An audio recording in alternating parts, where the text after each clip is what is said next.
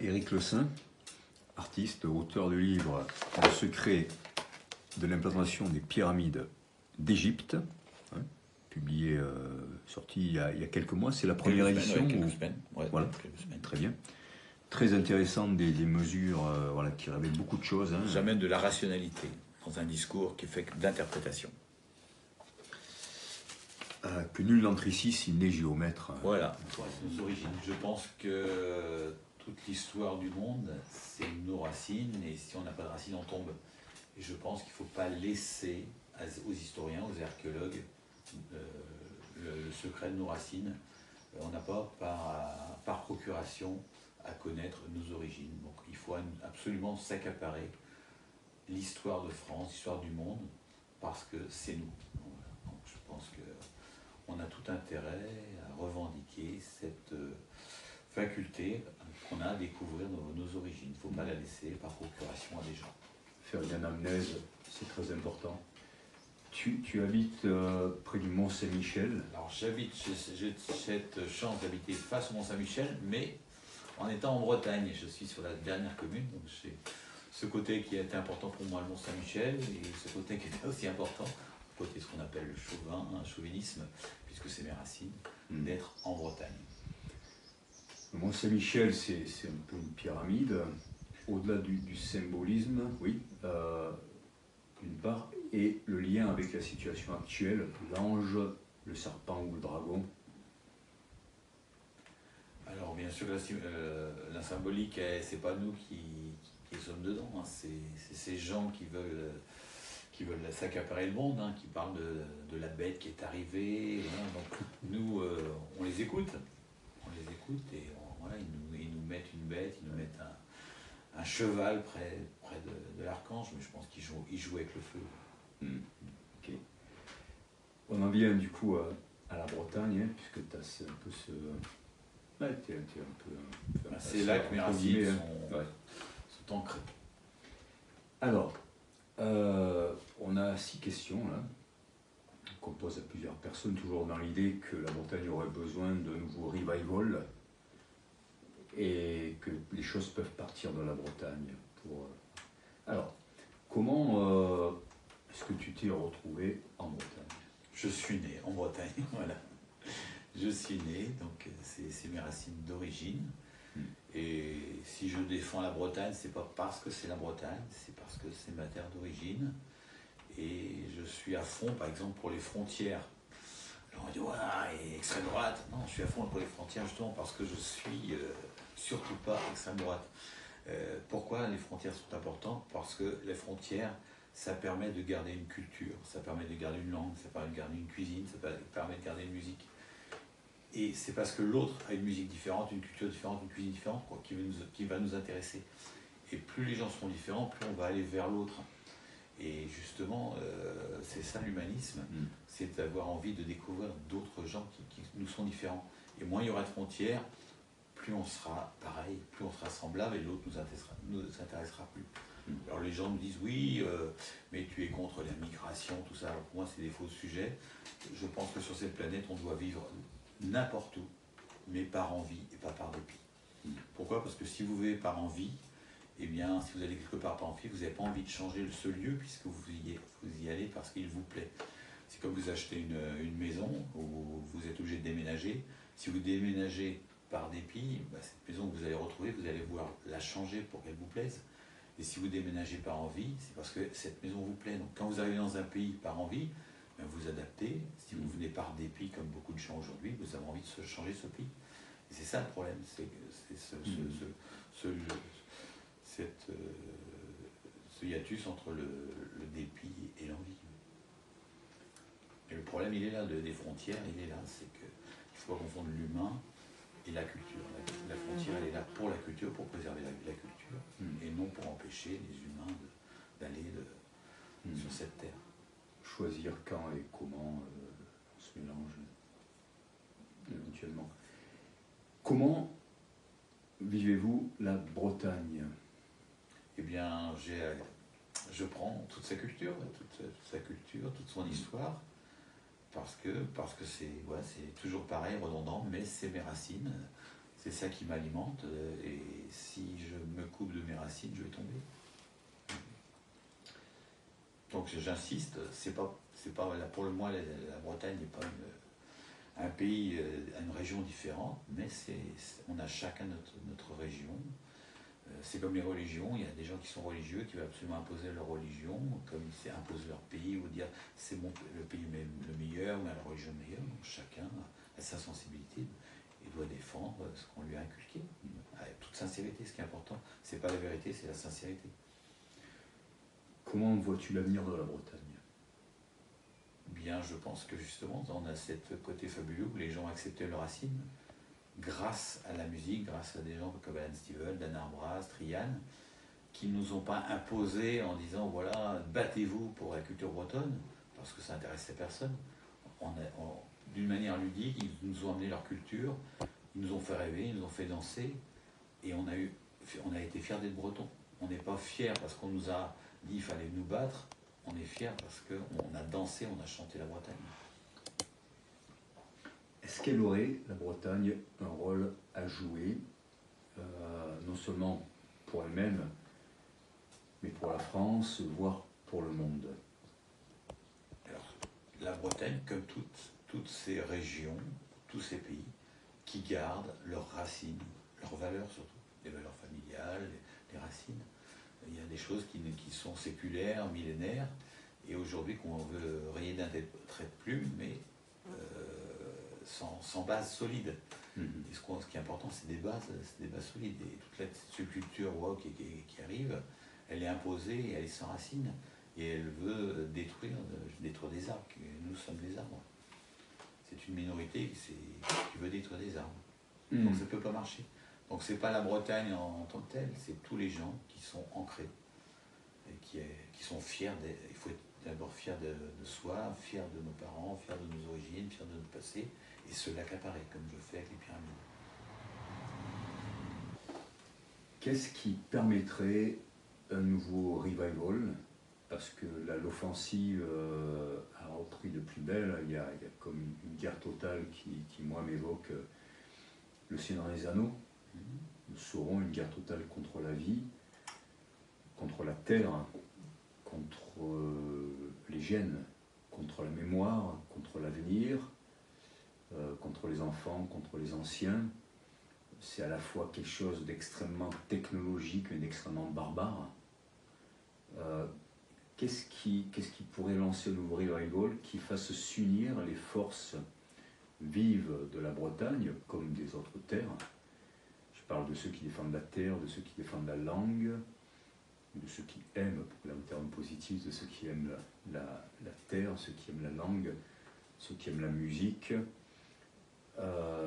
ceux qui aiment les pierres, hein, les lieux sacrés. Comment les unir pour faire un nouveau revival?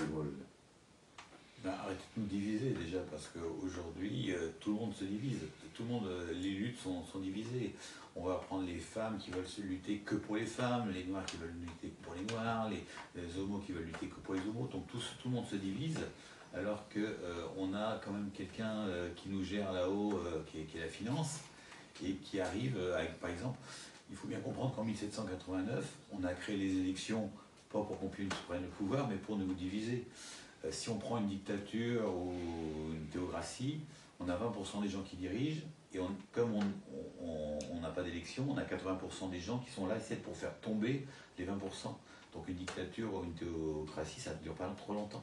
Mais une démocratie, ça dure très très longtemps, parce qu'il y a 20% qui gèrent, qui arrivent grâce aux élections à diviser les 80% en 10, 15, 20, en plusieurs groupes.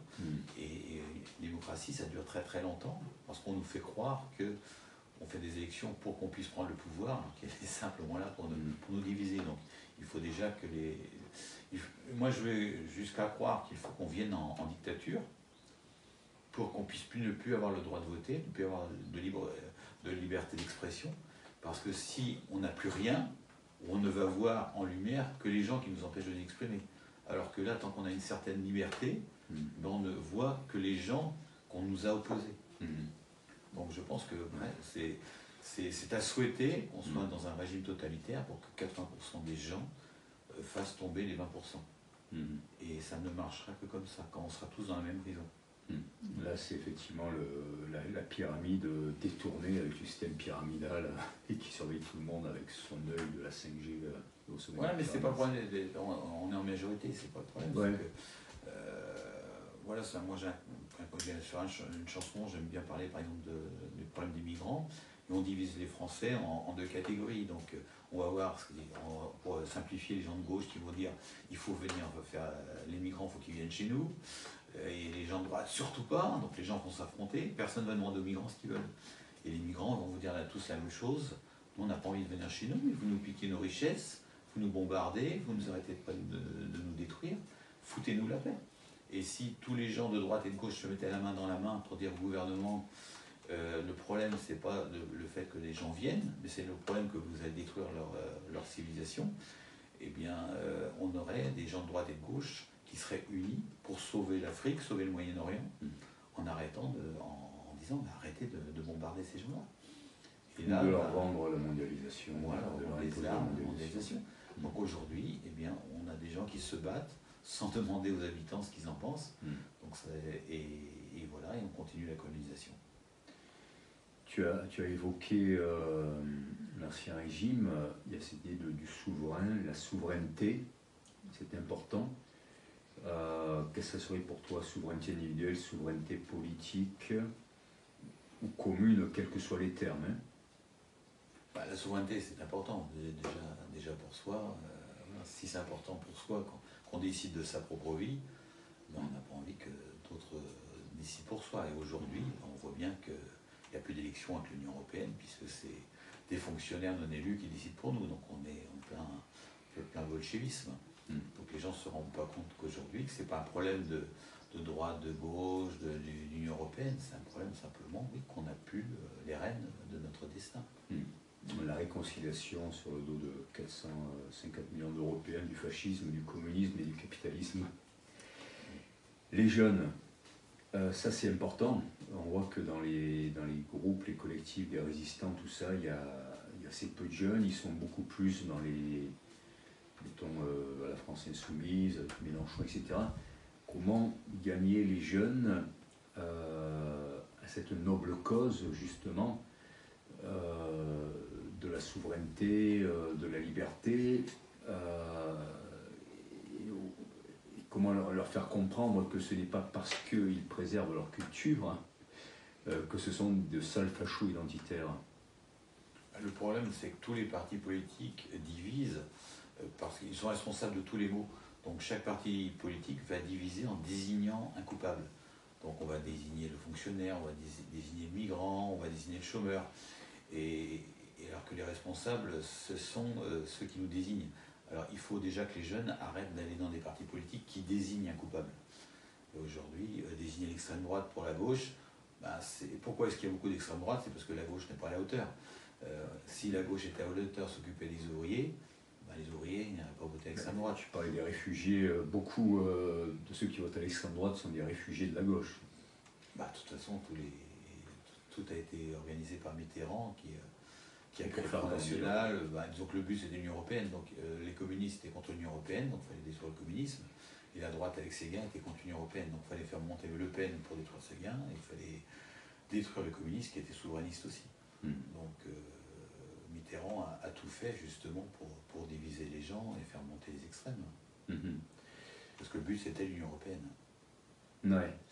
Peut-être que si on montre à quel point ces partis, que ce soit de la gauche ou de droite, ont détruit la Bretagne, ont détruit le peuple, etc. Peut-être qu'un jeune aussi, en lui rendant la mémoire, tu disais ils ne veulent pas qu'on se souvienne, ça c'est très important, montrer toute cette série de violences commises contre la Bretagne sous prétexte de l'enrichir, de l'intégrer, de le moderniser, peut-être que ça pourrait aussi ouvrir les yeux aux jeunes. Là, il y a un dialogue des générations aussi qui est nécessaire. C'est très compliqué parce que les jeunes ils sont endoctrinés, puisqu'ils aiment bien qu'on leur... C'est facile, hein, comme on a moins en moins de culture générale, ils aiment bien qu'on leur désigne un coupable. C'est vrai, ils sont à la fois très rebelles et très suivistes. On a besoin de comprendre, c'est comme une maladie, on a besoin d'un diagnostic.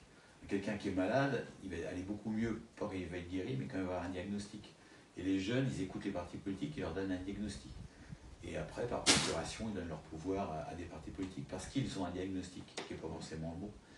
Et c'est ça, c'est le problème des jeunes, c'est qu'ils se suffisent d'un diagnostic. Donc, un diagnostic, c'est-à-dire d'un coupable. Et puis, ils sont idéalistes et leur idéal fait d'eux parfois des idiots utiles. Ça, on prend tous les gens qui suivent Besancenot, qui sont donc qui nous prêchent les frontières ouvertes et compagnie.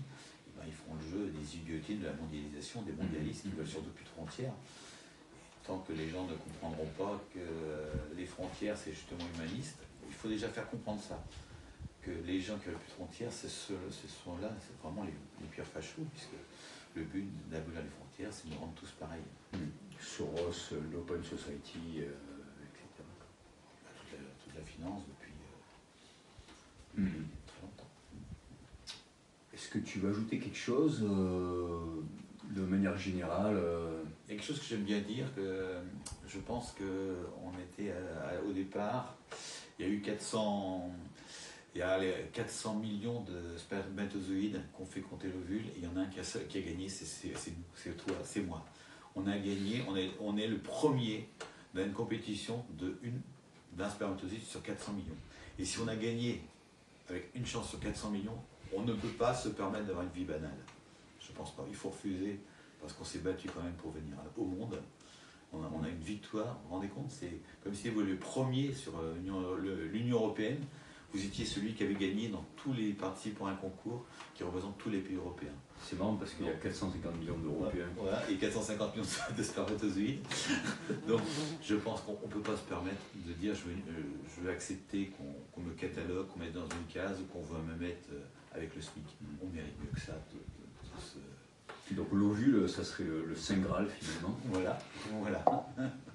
On l'aboutit et on ne doit pas s'arrêter en chemin.